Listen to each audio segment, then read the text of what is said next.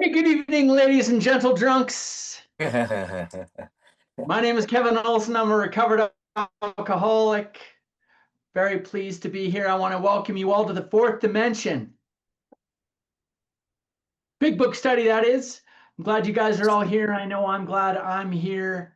I know I be here, and I never feel more alive than when I am sharing God's great promise and great message of recovery through the 12 steps of Alcoholics Anonymous in a program called Alcoholics Anonymous that I discovered in a book called Alcoholics Anonymous that we're going to share with each other tonight.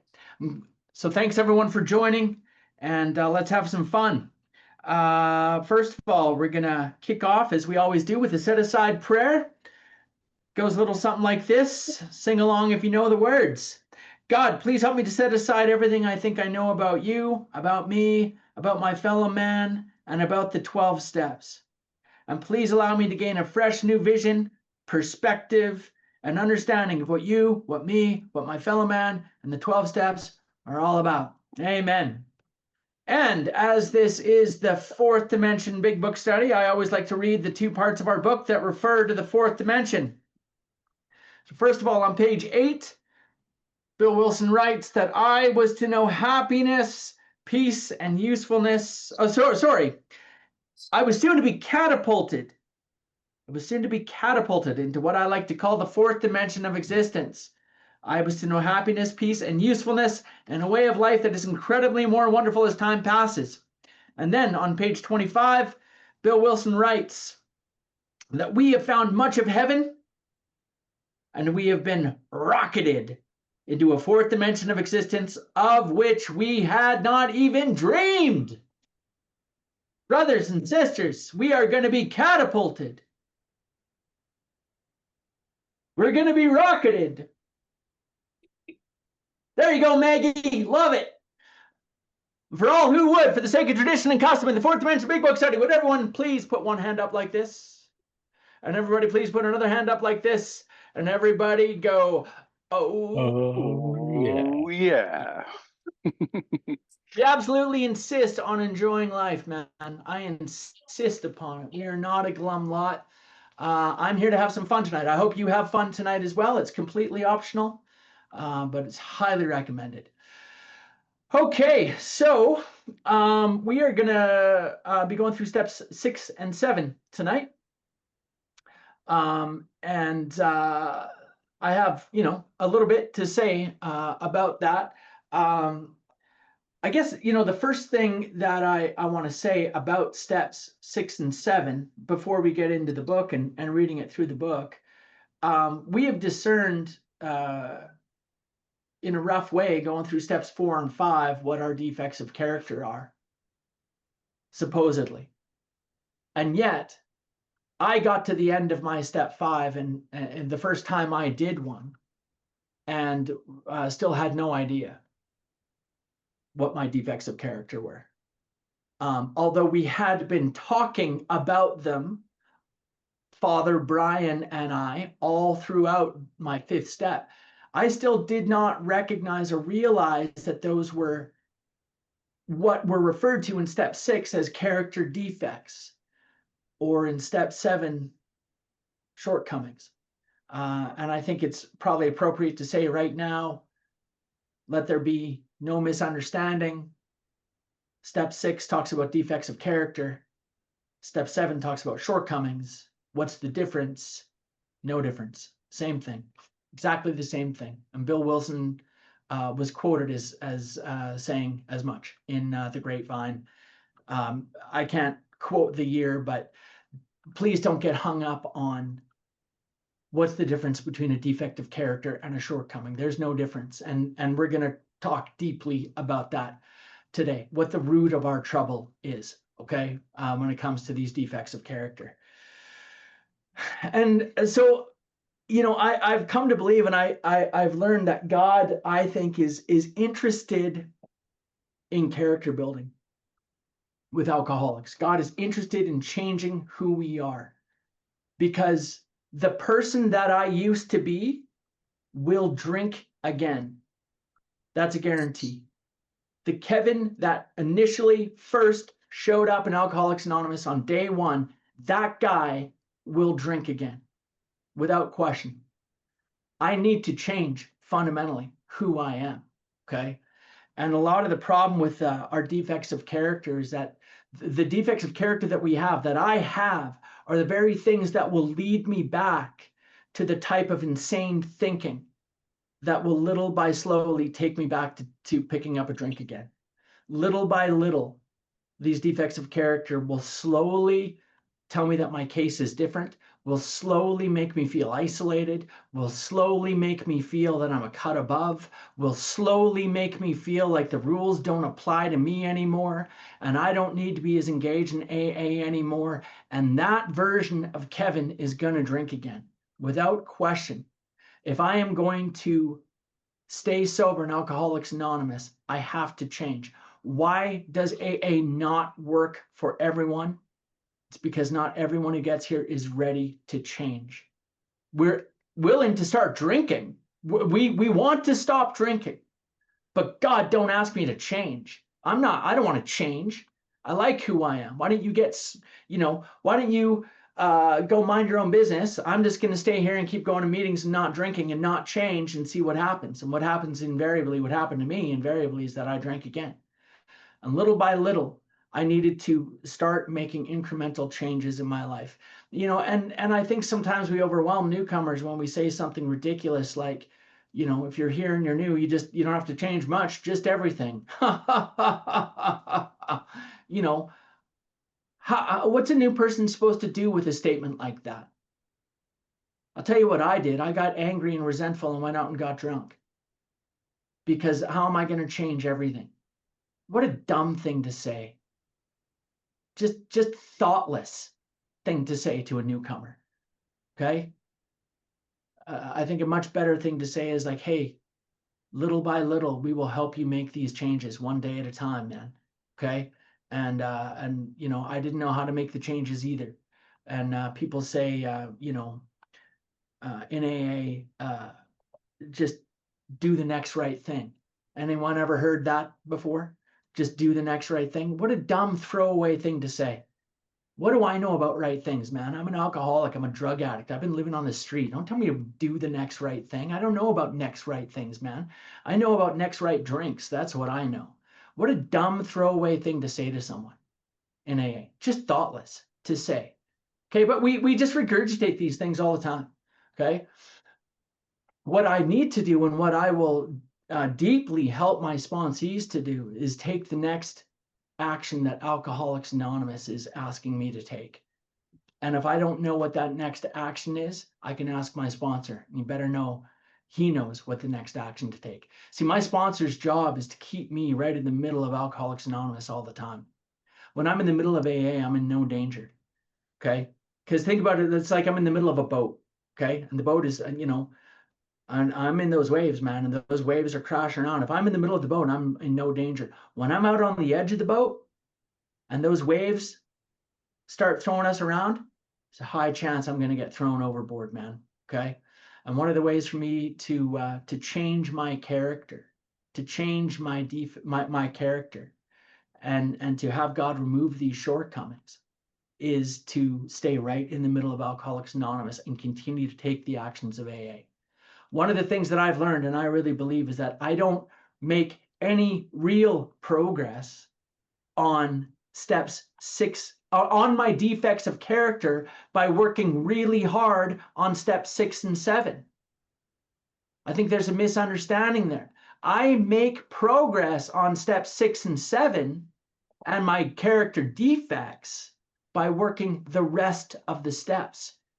You want to change your character? Go make amends to people that you've harmed. That will change your character. You want to change your character? Continue taking personal inventory on a daily basis and promptly admit when I'm wrong. That will change my character. One of the greatest successes I've had in step 6 is when I started mindfulness meditation in step 11. Nothing has had a greater impact for me on step 6 and 7 than mindfulness meditation, truly, with the exception of one thing. There was one thing that changed my character beyond anything else. And to my mind, it is the most important action that we can take in Alcoholics Anonymous. Of all the things that we can do, there is one that is more important than any others. And in my opinion, that is working with other alcoholics. Caring about them and being concerned with them prevents me from being obsessed with myself. You guys see what I'm saying? Okay. And that changed my character. You guys with me on that?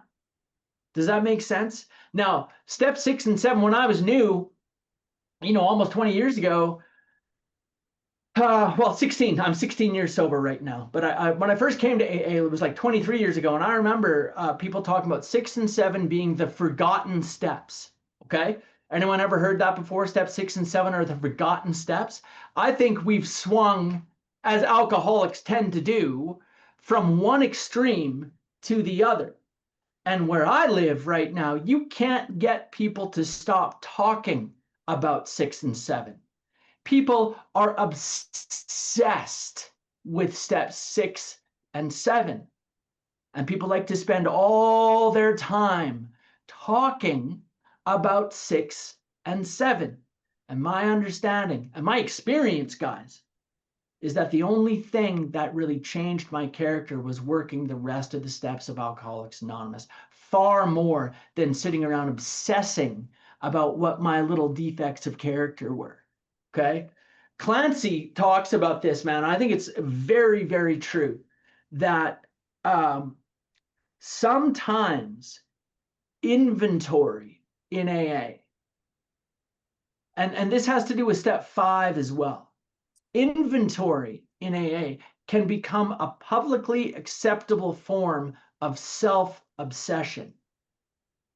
I know people, you can't stop them from taking step 5s. They're step 5s. Once a week, they're doing a step 5.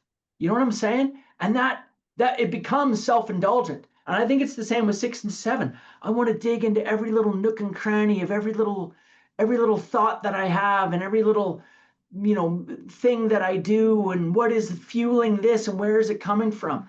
It becomes very close to just self-obsession at a certain point when I keep putting myself under the microscope every day. Okay. I think, and what we're going to talk about today, the thing to do, we're going to read through 6 and 7. Okay. And the thing to do is quickly become aware and understand what my defects are quickly, and then ask God to remove them, to step 7, and then take the next action that Alcoholics Anonymous is asking me to take, understanding that by working the rest of the steps, that will do far more to remove these defects from my life than me sitting around wishing for it or talking about it in a 3-topic discussion meeting. Okay. So with that said, guys, we're going to be in the book at the bottom of page 75, returning home. So we've done our step 5 now. Okay, we've done the 5. Now we're returning home, and it's going to give us some directions. Brad, over to you, buddy. Thank you, Brad, by the way, for reading for us tonight. You're welcome. I'm always happy to. Hey, everybody, Brad Solito, recovered alcoholic. Returning home, we find a place where we can be quiet for an hour, carefully reviewing what we have done. We thank God from the bottom of our heart that we know him better. Taking this book down from our shelf, we turn to the page which contains the 12 steps. Carefully reading the first 5 proposals, we ask if we have omitted anything, for we are building an arch through which we shall walk a free man at last. Is our work solid so far? Are the stones properly in place? Have we skimped on the cement put into the foundation? Have we tried to make mortar without sand? If we can answer to our satisfaction. Sorry, Brad, we'll pause there. Yep. Everybody, so Danelle just got to my place here in Calgary. Can everyone just do me one favor, just quickly? Everyone, just everybody unmute for a moment, please. Everyone who's willing to, everyone Everyone who can, everyone on mute, and I'm gonna give everyone a very short thing to say, just very quickly. Everybody on mute. Okay, it's Danelle's birthday today. Okay, as we like to say, she's 44 years hot. Okay, and so we're gonna, on the count of three, I'm gonna say 1, 2, 3, and everyone's gonna say happy birthday, Danelle. Okay, can you guys help me with that? Happy birthday, Danelle. Okay, ready? 1, 2, 3. Happy birthday, birthday, Danelle. There you go. Thank you. There you go, guys. Thank you very much. Okay, let's talk about that paragraph that we just read through. First of all, it gives us a direction. Number one, we're going to thank God from the bottom of our heart that we know him better. Anytime in the book it says we thank God, or we ask God, or we asked, or whatever, that's a prayer. Okay, so we're going to say, God, thank you so much that I know you from the bottom of my heart, that I know you better. Okay, now it talks about the hour. Okay, returning home, we find a place where we can be quiet for an hour. Okay, and my suggestion is that you take an hour and do this. Okay, take the hour. It's worth the time investment to do this. And it says, carefully review the first 5 proposals and ask ourselves if we've omitted anything. That doesn't mean that I simply ask myself if I've missed something from my step 4. That's not what it says. We are reviewing the first 5 steps, and I am asking myself, okay, step 1, is there any part of me, this physicality, this mental obsession, is there any part of me, is there 1% of me that, is there still any lurking notion in my mind that someday I'll be immune to alcohol? If so, man, it's okay. It's not a judgment call, but get honest about it. This is the time right now to get honest about it, okay? Step 2, is there any part of me that is doubting God, the existence of God? It's okay if you do, but let's get honest about it. Step 3, is there any part of me that is not ready fully to make this decision and is still holding back? Hey, I'm going to give God, my drinking, but I'm going to manage everything else. Okay, let's get honest about it. Then certainly step 4 and 5, have I omitted anything? And I'll tell you what happened to me the first time I did a step 5 is I honestly and genuinely thought that I had gotten it all out, man. I had talked about everything. And what happened is over the next 2 or 3 weeks, I started to have some really terrible nightmares about other things that were bubbling to the surface. And I like to think that what I did is kind of scraped off like the top layer. And then I had some other stuff. And it's not that I was purposely withholding it. It's just that there was other stuff down there that needed to surface. And that's okay. That's okay, guys. I'm so grateful, though, that I come from a recovery of strong sponsorship, because I called my sponsor. I said, what do I do? He said, you come over tomorrow and you tell me all about it. You got to get rid of it because it's going to kill you. Okay. And so that's what happened. So that's what we mean when we say we're looking at all the first 5 proposals. Okay. Then it says we're building an arch through which we'll walk a free man. Is our work solid so far? The stones properly in place? Have we skimped on the cement put into the foundation? Have we tried to make mortar without sand? Do I have any construction experts on the call? Anyone who has ever actually made cement? Ben, what happens? What happens, brother, if you have cement with no sand in it? It just crumbles. Like my life. Yeah, exactly. Okay. Yeah, that's what happens. It just crumbles. And I read what happens if you make mortar without sand. And listen to this. And it just made me laugh. Okay. Making mortar without sand can result in a mix that lacks necessary strength and stability. Sand acts as an aggregate in mortar, providing bulk and helping the cement. Without sand, the mortar will be more prone to cracking. Okay? And will not have the same load-bearing capacity. The mortar, you can't make this up. The mortar may also be difficult to work with. Okay? And the sand will lack integrity. Unbelievable. Yeah, that's the truth. That's the truth right there, guys. So, okay, so now we've looked back. We've taken the hour, we've reviewed steps 1, 2, 3, 4, and 5. Now, top of page 76. If we can answer to our satisfaction, we then look at step 6. We have emphasized willingness as being indispensable. Are we now ready to let God remove from us all the things which we have admitted are objectionable? Can he now take them all, every one? If we still cling to something we will not let go, we ask God to help us be willing.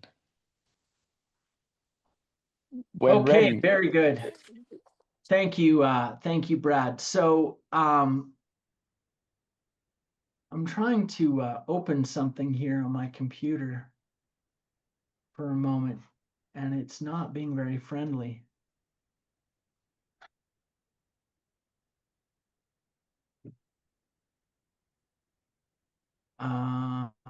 Okay, well, I'll do that later. Okay, so look, when I did my first step 5, we got to the end of it, and thank God that I was there with Father Brian, and Father Brian at the end of my step 5 said, "Kevin, do you know what your defects of character are?" And I was incapable of saying, "No, I don't know," because I'm fraught with defects of character. And so I had to be intelligent and list off and start listing off the 72 things that I thought were wrong with me.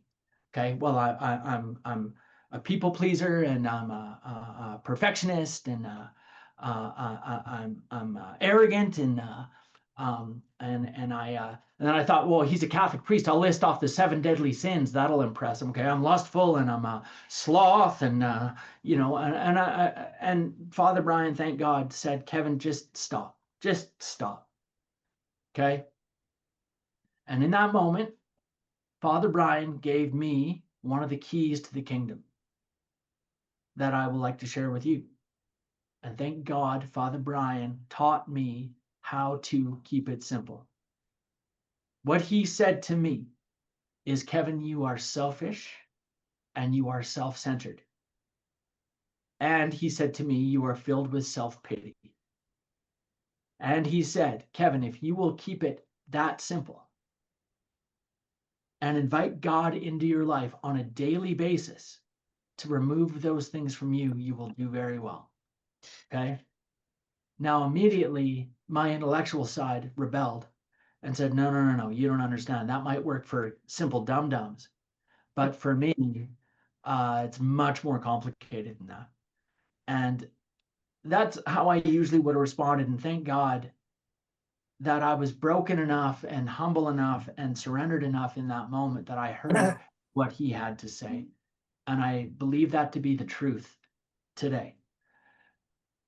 Guys, if you'll come with me very quickly to page 62.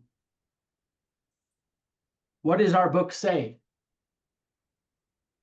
Selfishness, self-centeredness. That is the root.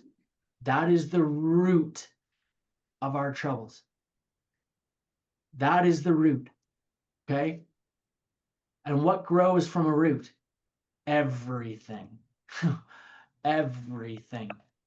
And my sponsor, grand sponsor, Rabbi Clancy, would say, I have a lemon tree in my backyard. And if I want to take care of those lemons, I don't get up on a ladder and go water each individual lemon. I water the root. I take care of the root, and the fruit will take care of itself. Okay? And I needed to get down to the root of the trouble, the root of our problem, and that is selfishness and self-centeredness.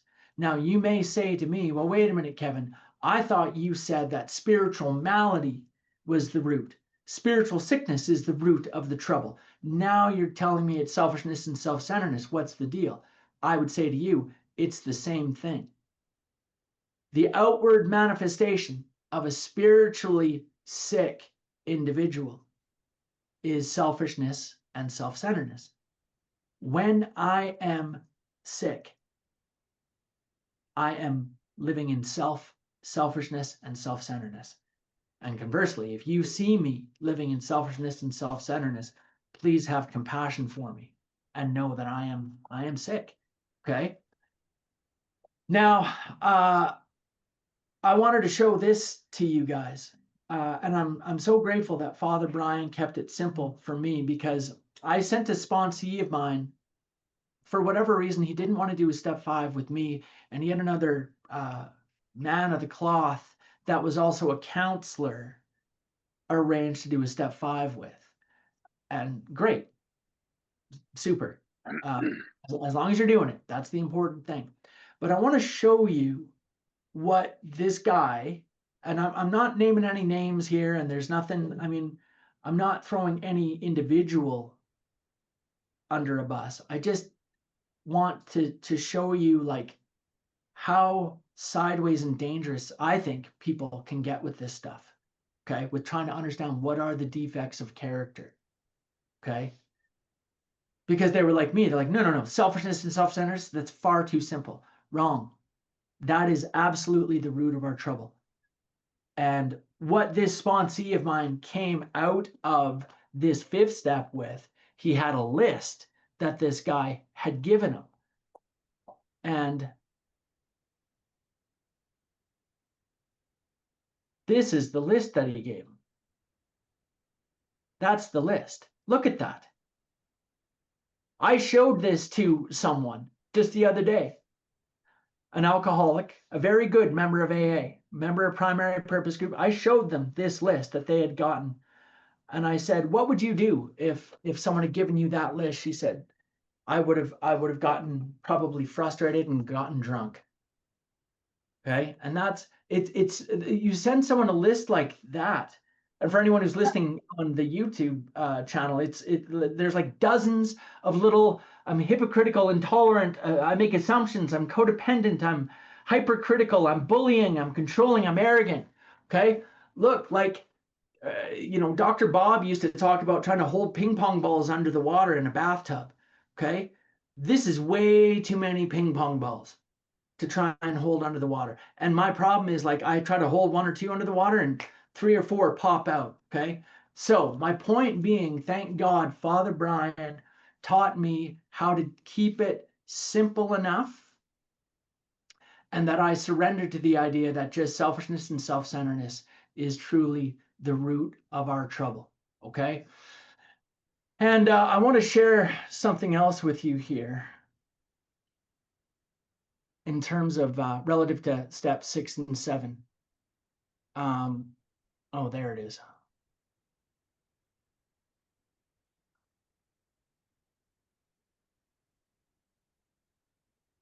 Oh,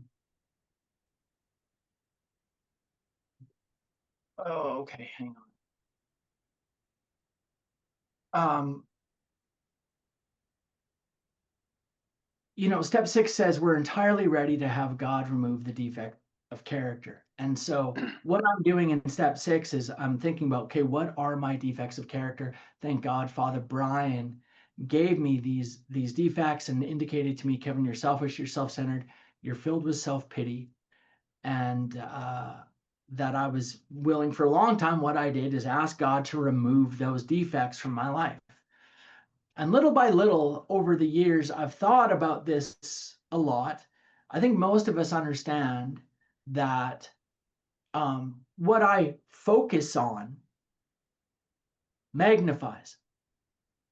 It's kind of a spiritual truth. I think everyone kind of understands that. What I give my attention to gains energy. So I thought about that. Like, here I am every day focusing on how selfish I am, and focusing on how self-centered I am. And although that is very true, okay, very true, as this, I don't know how many of you know this, but I'm a recovering only child as well. I'm a recovered alcoholic, but I have not recovered from being an only child yet. Believe me, maybe it's the case that focusing on it and drilling into it, writing about it every day is not the best method in terms of having God, the universe, whatever you like, giving me the opportunity to move into a new way of life. And so what I started to think about is, how can I turn these defects into assets? And how can I think, instead of the negative defect, what would be the positive opposite of each one of them? And then I started to think about the St. Francis prayer. For anyone who doesn't know, St. Francis prayer, we think of it as the step 11 prayer. It's on page 99 in the 12 and 12. Okay. And I'm not going to read the whole thing right now. But what St. Francis does is thinks about something negative. Where there is darkness, may I bring light. Where there is discord, may I bring harmony. Where there is error, may I bring truth. Where there is wrong, may I bring the spirit of forgiveness. So I started to think about that prayer, and I wanted to do the same thing with the defects of character. Okay? So I'm going to share this with you right now.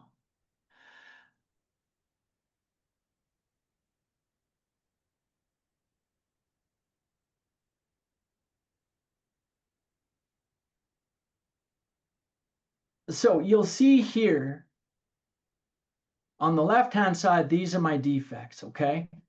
And yes, selfishness and self-centeredness is the root of our trouble. And, years ago when we were doing this big book study, we used to have a kind of a game of like almost hot potato in a way. I would ask someone, throw me any defective character you like. Throw any defective character at me, and I will show you how it is rooted in selfishness and self-centeredness. Okay? So let's think about that. These defects on the left-hand side, those are what I call, for me, the big 5 defects, okay? Selfishness, self-centeredness, dishonesty, fear, and self-pity. These are the 5 that I look at personally on a daily basis. By the way, for anyone who doesn't know, what is the difference between selfishness and self-centeredness? Selfishness is my actions and my behaviors. And oftentimes I will say that selfishness is rooted in the most dangerous defect of character of all, which is self-centeredness. Self-centeredness is my thinking. And what am I thinking about? My favorite topic. Me. But we joke about that, like, and listen, brothers and sisters, I want you to understand this, and I mean this sincerely, to anyone who's here and suffering with low self-esteem, and suffering with feelings of worthlessness, and feelings of not being good enough, and feelings of just being self-hatred. Okay? I want you to know that I understand those feelings deeply and intimately, and I have lived through all of those and still can today if I'm not taking care of myself. Okay? And if I'm not staying close to God and AA, I can live that way instantly. I misunderstood self-centeredness as a concept. We talk about self-centeredness and we use it almost as a synonym for like vanity. Well, he sure thinks he's handsome. Look how self-centered he is, or she is, staring in the mirror all the time. They're so self-centered. They sure think they're great. They're so self-centered about who they are. Okay? And one of the real keys to the kingdom for me was in learning that self-centeredness does not have to be sitting around thinking about how wonderful I am. More often than not, for me, self-centeredness is sitting around thinking about what a failure I am. Sitting around thinking about what a loser I am. Sitting around thinking about how much I hate myself. Sitting around thinking about how I've destroyed my life and destroyed anyone who ever loved me, and on and on and on and on and on and on and on and on. And it's grotesque, that level of self-obsession, okay? But that's what I want you to understand. That is the most dangerous place in the world for me, is sitting at home alone thinking. Sitting at home alone thinking about myself, thinking usually about how I'm feeling. Okay? Lethal. So selfishness are my actions that are rooted in this type of self-centered thinking. Okay? And when I'm living in self-will, I'm usually in 1,000 forms of fear, 1,000 forms of dishonesty, 1,000 forms of self-pity. I step on the toes of my fellows and they retaliate. And now I'm in collision with the entire world. And when I'm living that way, and I'm living in that type of spiritual sickness, I've only ever known, when we talk about restless, irritable, and discontent as being the trigger that makes the entire alcoholic cycle go. If I'm living that way and I'm allowing myself to live that way and I slip back into that way of thinking, I am doomed to drink again. Step one is not a declaration that I'm never going to drink again. Step one is a declaration that I'm absolutely going to drink again. And if I don't change, the man that I used to be will always drink again. Okay? So now, the big five. Selfish, self-centered, I'm dishonest, I'm full of fear, and I'm full of self-pity. Okay? Now, even when we look at dishonesty, fear, and self-pity, even those three can be tied back to selfishness and self-centeredness. Okay? Truly, guys, I believe in my heart of hearts, selfishness, self-centeredness is the root of our troubles. And they give rise to dishonesty, fear, and self-pity, and every other form of defect of character or shortcoming you could possibly name. So how is dishonesty related to selfishness and self-centeredness? Well, why do I lie? I lie because I don't like the way that reality will look to you, and I want to try and change your perception of how you look at me. Or I have done something or stolen something, and I want to try and get away with it, and I am going to try and twist the fabric of reality and pull the rug out from underneath you so you have no idea. Okay? But the truth always comes out. It is impossible for me to twist the fabric of reality in a substantial way and not have the ripple effect somehow down the line create a tsunami of trouble. And we've all been there. We all know the truth about that. Okay? But I lie because I don't like the way the truth looks. And I want to try and change that reality in your eyes. Fear. How is fear related to selfishness and self-centeredness? Well, we talked about this when we did our inventory, didn't we? What are the three things that I can be afraid of? I'm afraid I'm not going to get what I want. I'm afraid I'm going to lose something that I have, or I'm afraid that I've done something I shouldn't have done and I'm going to get caught. What's the common denominator in all three of those fears? Me, self-centeredness, creating selfish actions that have gotten me in trouble, that I need to lie about, and I'm living in fear about. And I don't know about y'all, but there's a reason they call alcohol liquid courage. Anyone ever heard that before? Liquid courage. Why would I need liquid courage? Because I'm living in 1,000 forms of fear. And where is that fear rooted in? Selfishness and self-centeredness. I've heard other people say the opposite, that fear creates selfishness and self-centeredness. If that's what your sponsor says, your sponsor is right. I will go back to page 62 every day and be clear about the fact that selfishness and self-centeredness is the root. It's the root. And I can clearly see that I live in fear because I'm terrified of what you think of me. My first drug of choice is what other people think of me. Okay? Please, God, let me maintain my reputation and don't let anyone ever think ill of me. Okay? Self-pity, pretty clear how self-pity ties back to selfishness and self-centeredness. Okay? Sitting around thinking about how the world hasn't treated me right and how I've lived in 1,000 forms of self-pity and all these things have gone wrong and all this stuff happened to me, and it relates to column 4 in resentment. Okay, when we talked about where am I to blame today in terms of these resentments, to what degree am I living in self-pity and saying, oh, if my boss only wouldn't have fired me at that job, everything would be different. Oh, woe is me. Oh, if only she wouldn't have left me, and oh, then my life would be okay. Oh,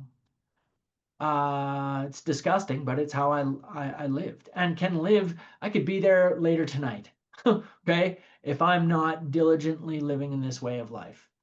Okay, if I'm not diligently practicing, guys, and it may not be this way for all of you, but I will say from my perspective, I have a very bad strain of this disease, and I have to work really hard every day, really hard to just stay okay. Okay, I'm not even talking about like Superman of the spiritual gurus. I'm saying I have to do a lot of work just to do a little, just to be okay, to be able to be out there. Okay, you guys see out there. If I'm going to go out there, I'm going to be okay. I got to be in here doing a lot of work with y'all for me to be okay out there. And I'm fine with that. That's my life. And I'll tell you, my life out there, I've never had it so good. I live a blessed and eventful life. I am blessed beyond my capacity to receive. I have been given gifts that I could not have ever imagined in my life. Certainly, grace of God. Grace, for anyone who doesn't know, grace means the unearned love of God. I get God's love and I don't have to do anything to earn it. That's grace, which is lucky for a guy like me because I have not done much in my life and when I was drinking and using to earn God's love, but we get it anyway. And if you see someone taking a big dose of medicine, and I do, and I'm not boasting at all. I love Alcoholics Anonymous, and I love being here and sharing this with you. And I live this way of life deeply. But if you see someone taking a big dose of medicine, it's because they've got a bad case of the disease. And I certainly do. And I don't mean drinking, guys. I haven't taken a drink in 16 years, but my defects of character have caused as much harm in my life. Untreated alcoholism resulting in flare-ups of my defects of character, harming other people. I don't need to drink to start living that way. I heard there's a guy, his name is Father Bill W., like not Bill Wilson, his just name is Father Bill, and he spoke at the State Line conference in Las Vegas a little while ago. He said something fascinating. He said, it is easy to spot the alcoholic in someone's family. Whether they're drinking or they're sober, it's easy to spot the alcoholic because the alcoholic is the person that everyone else is walking on tiptoes around.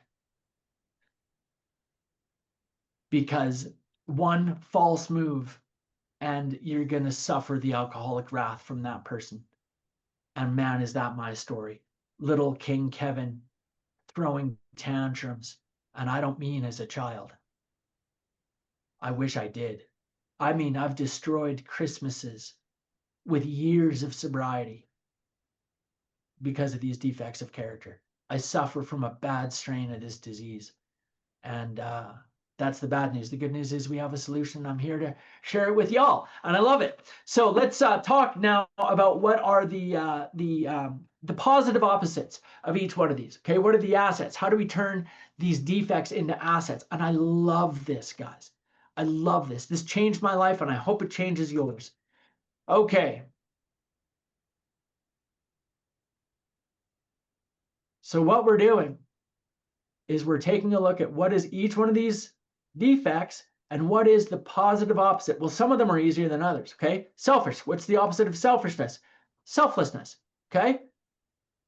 So what I will say in the morning, instead of God, please take away my selfishness and focusing on the negative, I will say, God, today, please grant that I may be selfless, okay? Another one, easy. What's the opposite of dishonesty? The opposite of dishonesty, honesty, obviously, okay? So instead of saying, God, please take away my dishonesty and focusing on the negative, I say, God, please grant that I may be honest today. And I focus on the asset, okay? And I'm not trying to rewrite or change anything. I'm just saying it's like just a different side of the same coin. You guys understand what I mean by that? Okay? So now some of these, understanding what the positive opposite of these was very helpful in my recovery. So for example, fear. What's the opposite of fear? Well, some might say courage. Okay, some might say faith. Good one. For me, I practice trust. Alcoholics, man, we don't trust anything. We don't trust anything, okay? And so coming to gradually trust what? God. Trust God. What does our book say? We trust infinite God rather than our finite selves. At once we commence to outgrow fear. Isn't that an interesting phrase that Bill Wilson says? We outgrow it. It means we grow up. Stop living in my little petty self-centered, self-obsessed fears, and we outgrow fear. How? By trusting God. And for me, there's a lot that gets put into that. There may be days where I don't trust God necessarily, but I trust my sponsor. I trust that if I needed my sponsor, he'd be there. And I trust my home group, man. I trust that no matter what's going on out there, on Wednesday night, Saturday night, Tuesday night, my group, primary purpose group, is going to be there. It's going to be there. But now what's my responsibility? My responsibility is to be a part of making sure that it's there. Okay? You want to hear a great phrase? I heard this the other day. Meeting makers make it. Anyone here ever heard the phrase meeting makers make it? Ever heard that one before? Okay, I'm going to give you a new twist on that.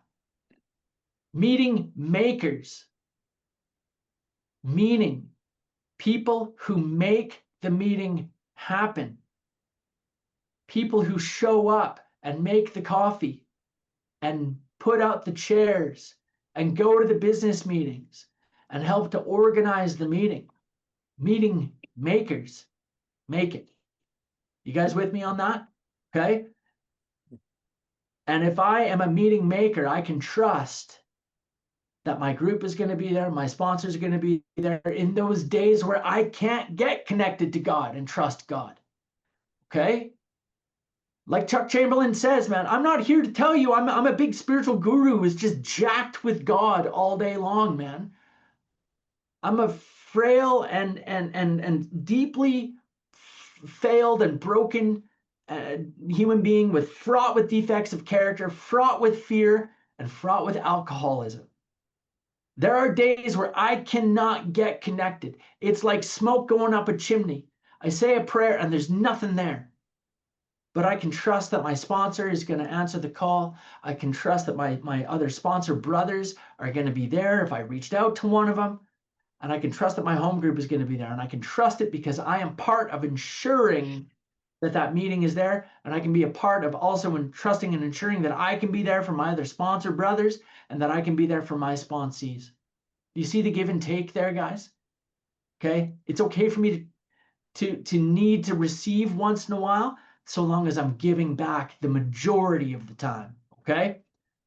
So fear, the opposite of fear, trust. Now, these next two are great.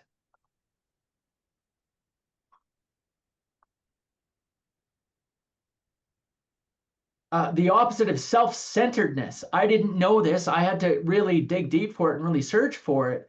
But the opposite of self-centered is humble. Okay? Humility. Well, gosh, what step mentions humility?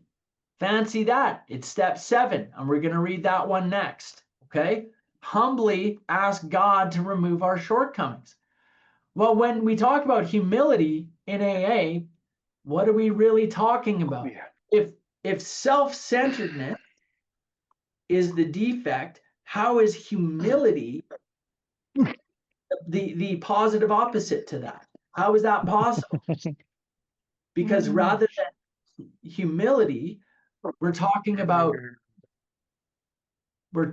about being humble before the power of God.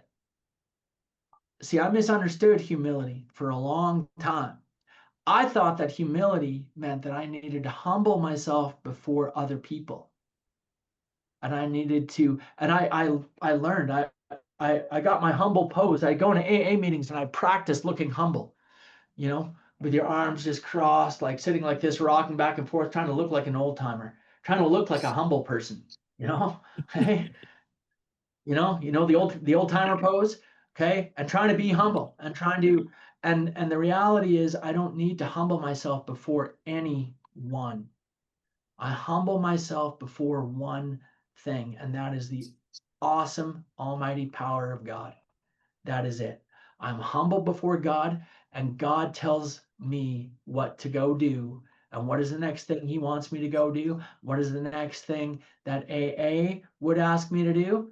That is to go love and be of service to you. Okay? And that is how we humble ourselves. So rather than being self-centered, okay, I've heard it said in recovery before that, well, we need to focus on being other-centered. All I'll say about that is that when I'm purposely trying to be other-centered, I'm really just being manipulative, is what I'm doing, okay? Trying to get you to see me a certain way. Wrong, okay? It's like a 2-degree shift in thinking, really. What I need to be is deeply devoted and humble to the power of God through the program of Alcoholics Anonymous, and then go be of love and service to you. But I'm not in love and service to you because I'm less than you. I am in love and service to you because I am humbled before God, and that is what God has asked us to do, to go be of love and service and to relieve the suffering of others. I believe that's the meaning of life. The meaning of life is to relieve the suffering of others. I believe that we are all suffering, all of us. Everyone on this call is suffering somehow today.